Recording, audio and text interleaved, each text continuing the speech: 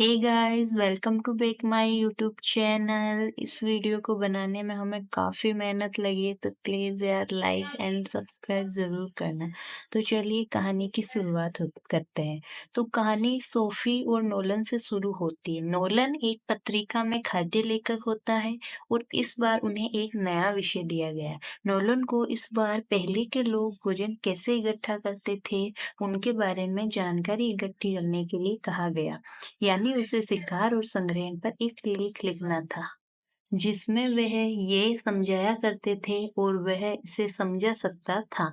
उस समय के लोगों के लिए ये काम कितना कठिन रहा होगा, वे इन सब के बारे में तभी लिख सकते हैं जब उसका खुद का इसमें एक्सपीरियंस हो। तब क्या हुआ, उसने निर्णय लिया कि वह स्वयं शिकार करेगा, लेकिन उसे पहले शिकार के बारे में कुछ भी पता नहीं था। तो इसी सिलसिले में वह सोफी के साथ सोफी के गांव आता है, जो कि सोफी के दादा है वो एक अच्छे शिकारी थे और सोफी शिकार करने में भी बहुत अच्छी थी। बट 10 साल पहले सोफी ने शिकार करना बंद कर दिया, जिसका कारण वे बताती है कि जब एक बार वे शिकार करने गई तो उसने हिरण की आंखों में देखा। उसकी मासूमियत देखकर सोफी की हिम्मत नहीं हुई उस हिरण को मारने की। एंड उसी दिन के बाद उसने कभी भी शिकार नहीं किया और फिर कभी मांसाहारी भोजन या फिर नॉनवेज नहीं खाया।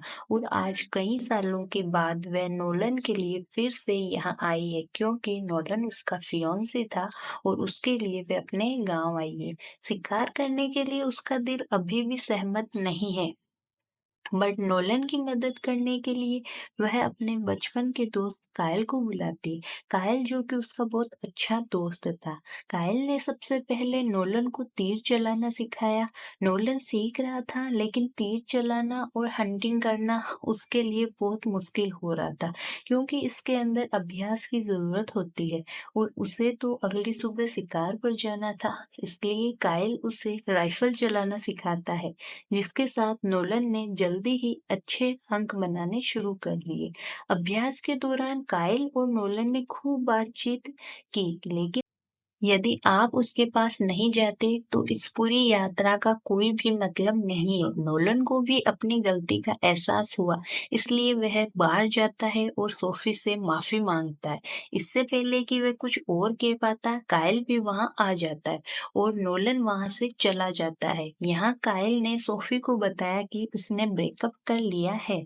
ये उसके व्यवहार से स्पष्ट था, फिर भी सोफी को सब कुछ बता रहा है क्योंकि उसे सोफी पसंद है। कायल ये सब व्यवहार समझ रहा था, क्योंकि अब सोफी नोलन से नाराज होने लगी थी, मानो नोलन को सोफी पसंद नहीं थी और इस वजह से सोफी भी उठ के बाहर बाहर चली जाती है और सोचने लगती है। वैसे भी अब सुबह हमने देखा कि कायल और नोलन अकेले जंगल जा रहे थे शिकार के लिए। यहाँ सोफी ने कायल की जेब में गोली डाल दी। फिर क्या देखते हैं कि वे जंगल में चले जाते हैं। अब थोड़ी दूर जाने के बाद एक हिरण उनके सामने आ जाता है। काइल ने नोलन से कहा कि ये एक अच्छा मौका है। सोफी ने हिरण पर बंदूक तान दी, लेकिन वे उसे मार नहीं सकी, क्योंकि वे बहुत दयालु थी, वे बहुत ही काइंड लड़की थी। लेकिन काइल जो पहले से ही हंटिंग करना जानता था, उसने हिरण को गोली मार दी। इस बार हिरण गिर गया, लेकिन मरा नहीं। नोलन ने काइल को फिर से गोली चलाने को कहा, ताकि उसका सारा दुख दर्द खत्म हो जाए, लेकिन कायल ने ऐसा करने के बजाय वह दूर खड़ा हो गया। उसने बंदूक तान दी हिरन पर।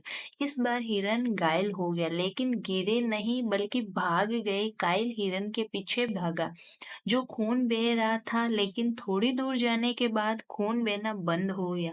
नोलन कायल पर चिल्ला रहा था, हिरन को छोड़ना और हिरन को गोली मारो, ताकि उसके सारे दुख समाप्त हो जाए। एक तरफ हिरन दौड़ रहा था और दूसरी तरफ नोलन के चिल्लाने के कारण काहिल बहुत ही निराश हो रहा था।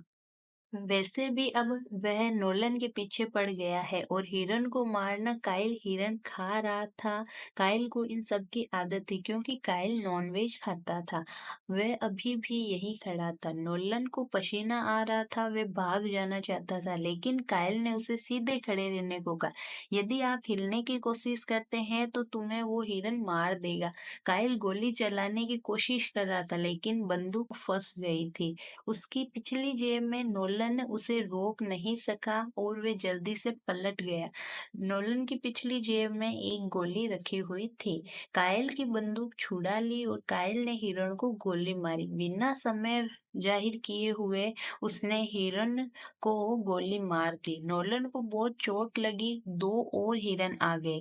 कायल ने उनमें से एक को गोली मार दी और उन्हें भगा देता है। नोलन चिल्ला रहा था और कायल चिल्ला रहा था। कायल हैरान रह गया, उसे समझ नहीं आया अब क्या करे। अब नोलन को यहीं छोड़ दिया और वह खुद वापस चला गया। कायल समझ नहीं सका उसने सोफी से क्या कहा। सोफी ने उससे पूछा नोलन कहाँ है, तो कायल ने जवाब दिया कि भेड़ियों ने नोलन पर हमला कर दिया है। मैंने उसे बचाने की बहुत कोशिश की लेकिन भेड़ियों ने उसे बहुत चोट पहुंचाई है। सोफी की आंखों से आंसू बह रहे थे। वह कायल पर विश्वास नहीं कर सकी। उसने उससे पूछा नोलन जीवित है या मर चुका है। कायल ने कहा वे नहीं जानता। सोफी को पता नहीं था कि जहाँ कायल और नोलन थे इसलिए कायल उसके साथ जाता है। जब तक वे जंगल में नहीं पहुंच जाते उन्हें एहसास हुआ कि नोलन वहां नहीं था। ये फ्लैशबैक में दिखाया गया है कि नोलन धीरे धीरे चल रहा था।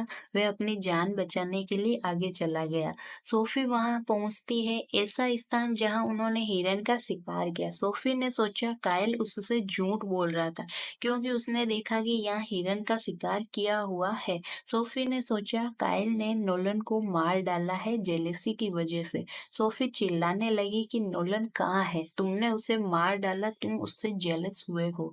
नोलन ने कहा तुम्हारा उससे झगड़ा हुआ था, तुमने उसे मार डाला। काइल ने कहा नोलन तुम्हारे लायक नहीं है, उसे तुम भूल जाओ। सोफी ने अपना आपा खो दिया और बहुत गुस्सा हो गई। उसने काइल को मुक्का मारा और अकेला छोड़ दिया। नोलन को ढूंढना शुरू कर दिया। उसने उसके पैरों के निशान देखे, बेड़ियों के निशान देखे। उसने सोचा कि ये नोलन होगा। उसने नोलन को पाया। नोलन बहुत बुरी तरह से घायल हो गया था। इससे पहले कि वे नोलन की मदद कर पाती उसकी अपनी जो बाइक है वो फंस गई थी। बाइक नोलन को टक्कर मार सकती थी लेकिन सोफी ने उसकी दिशा बदल दी और नोलन बाइक से बच गया। काइल ने एक भेड़िया देखा, बहुत दूर खड़ा हुआ था। भेड़िया उसे घूर रहा था। काइल ने अपनी राइफल निकाली खुद को बचाने के लिए, लेकिन वह बदकिस्मत था, उसके पास गोलियां नहीं थी। खुद को बचाने के लिए उसने अपना तीर निकाल लिया, लेकिन इससे पहले कि वह भेड़िए पर हमला कर पाता, भेड़िए ने उस पर हमला कर दिया। अब सोफी बेहोश हो गई थी। जब उसे होश आया, एक भेड़िया उस पर अटैक करने वाला था, लेकिन अपना उसने चाकू निकाला और भेड़िए पर हमला कर दिया। वह गिर गई। इस बार वह बहुत बुरी तरह से घायल हो गई। उसका एक हाथ टूट गया। उसके पास केवल एक तीर था खुद को बचाने के लिए, लेकिन उसका जो दाहिना हाथ है वो टूट चुका था। वह तीर नहीं चला सकी। वह सोच रही थी, एक और भेड़िया उसके सामने आया। वह बहादुर थी। उसने अपना हाथ सीधा किया और तीर चलाया। भेड़िया उसके बहुत करीब आ गया था। उसने एक तीर को उठाया और भेड़िए को चाकू से मार दिया। उसने खुद को तो बचा लिया। वह जंगल के किनारे पर आई जहाँ उसने नोलन को देखा। खुद की मदद करना उसने उसे उठा लिया और उसे अपनी कार में ले गई। काइल उसके साथ आया। जब वे कार के पास पहुंचे, काइल हैरान रह गया क्योंकि भेड़ियों के पास उसे खा लिया था। सोफी बहुत रोई लेकिन वह वहां नहीं रुक सकी क्योंकि भेड़िए खतरे में थे। और इसी के साथ कहानी खत्म होती है।